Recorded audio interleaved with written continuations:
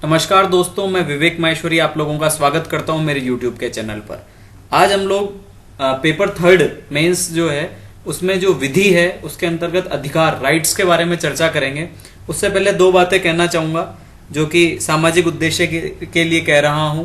एक तो दिव्यांगों की मदद करें और दूसरा अपने देश को स्वच्छ बनाने में योगदान दे, स्वच्छ भारत अभियान का हिस्सा बने। तो चलिए शुरुआत करते हैं अधिकार राइट्स के बारे में।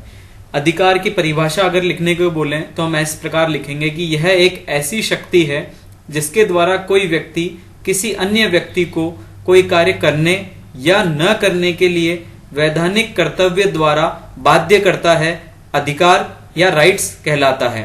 अर्थात विधिक अधिकार एक हित में या हितों के संरक्षण का एक ऐसा साधन या माध्यम है जो विधि द्वारा मान्य व संरक्षित है। अब बात करें विधिक अधिकार के आवश्यक तत्वों की, तो विधिक अधिकार के आवश्यक तत्वों में सामंत जी ने 5 तत्व बतलाए हैं। पहला, अधिकार का हकदार व्यक्ति। दूसरा, अधिकार से आबद्ध व्यक्ति जिसको बाध्य या दायित्वित किया जा सके। तीसरा, अधिकार की विषय वस्तु जैसे ख्याति या व्यापार चिन्ह। चौथा, अधिकार की अंतः वस्तु जिस कार्य के लिए बाध्य किया जा सके वह अंतः वस्तु कहलाती है। पांचवा, अधिकार का स्वत्व या हक, वह माध्यम जिससे अधिकार स्वामी में निहित हो जाए वह अधिकार का स्वत्व या हक कहलाता है। अब बात करें अधिकारों के प्रकार के बारे में। पहला, पूर्ण तथा अपूर्ण।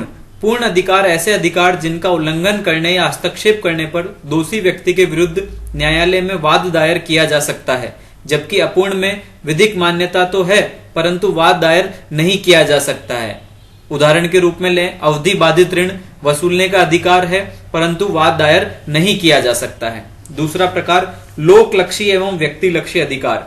लोकलक्षी अधिकार से आशय ऐसे अधिकार से है जो कि संपूर्ण विश्व के विरुद्ध प्राप्त होता है, जिसे वास्तविक अधिकार भी कहा जाता है, जबकि व्यक्ति विशेष के विरुद्ध प्राप्त या संरक्षित अधिकार व्यक्तिलक्षी अधिकार कहलाता है, जो व्यक्तिगत अधिकार के नाम से भी जाना जाता है। उदाहरण, अपनी भूमि पर शांत पूर्वक तरीके से उपयोग का अधिकार लोकलक्षी अधिकार है, जबकि यदि इस भूमि को आप किराए पर दे दें तो किराएदार से किराया वसूलने का अधिकार व्यक्तिलक्षी अधिकार कहलाता है।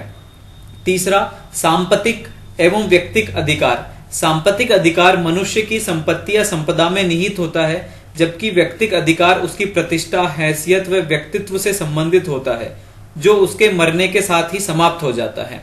चौथा, स्व सांपत्तिक एवं पर सांपत्तिक अधिकार।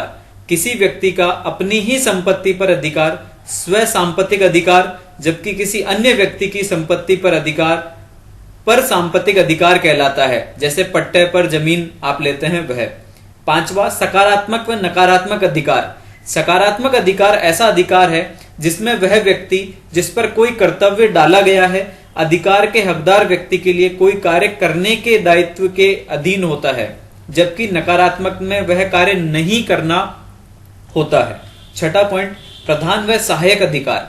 यह अन्य अधिकारों से स्वतंत्र होते हैं, जबकि सहायक प्रधान अधिकारों के साथी होते हैं। जैसे कोई ऋण देते समय यदि प्रतिभूति ली जाती है तो ऋण प्रधान अधिकार व प्रतिभूति सहायक अधिकार में आएगा। सातवां पॉइंट, प्राथमिक व द्वितीयक अधिकार। प्राथमिक अधिकार स्वतंत्र अस्तित्व वाला होता है, वह जब ऐसे अधिकार का उल्लंघन होता है तो जो उपचार उपलब्ध होता है उसे द्वितीयक अधिकार कहा जाता है। आठवां, लोक अधिकार एवं प्राइवेट अधिकार। जब किसी अधिकार में एक पक्ष राज्य हो तो लोक अधिकार व विपरीत अर्थात दोनों पक्ष प्राइवेट व्यक्ति हो तो प्राइवेट अधिकार कहलाता है। नवा, निहित व समाश्रित अधिकार। निहित अधिकार से आशय ऐसे अधिकारों से है जिनमें अधिकार प्राप्त करने के लिए सभी आवश्यक शर्तें पूरी कर ली गई हो, जबकि समाश्रित में आवश्यक शर्तें पूरी नहीं की जाती है। 10वां, विधिक व साम्यक अधिकार। विधिक अधिकार इंग्लैंड के कॉमन लॉ से मान्यता प्राप्त थे, जबकि साम्यक अधिकार चांसरी न्यायालय से, परंतु भारत में ऐसा कोई भेद नहीं किया गया है। 11वां और अंतिम, मूल व संवैधानिक अधिकार। मूल अधिकार को न्यून तथा छीना नहीं जा सकता है, वह यह व्यक्ति के लिए सर्वांगीण विकास के लिए आवश्यक है, जबकि संवैधानिक अधिकार इतने आवश्यक नहीं है तथा इन्हें न्यून व छीना जा सकता है। मूल अधिकार अनुच्छेद 32 में न्यायालय द्वारा प्रवर्तनीय है, जबकि संवैधानिक अधिकार नहीं है। तो दोस्तों, ये थी आपके अधिकारों से संबंधित सामान्य जानकारी जो कि विधि के लिए इंपॉर्टेंट है, इसलिए आप विधि की परिभाषा से लेकर उसमें कौन कौन से आवश्यक तत्व हैं और थोड़ी बहुत जानकारी इसके प्रकार की लेकर जाएं।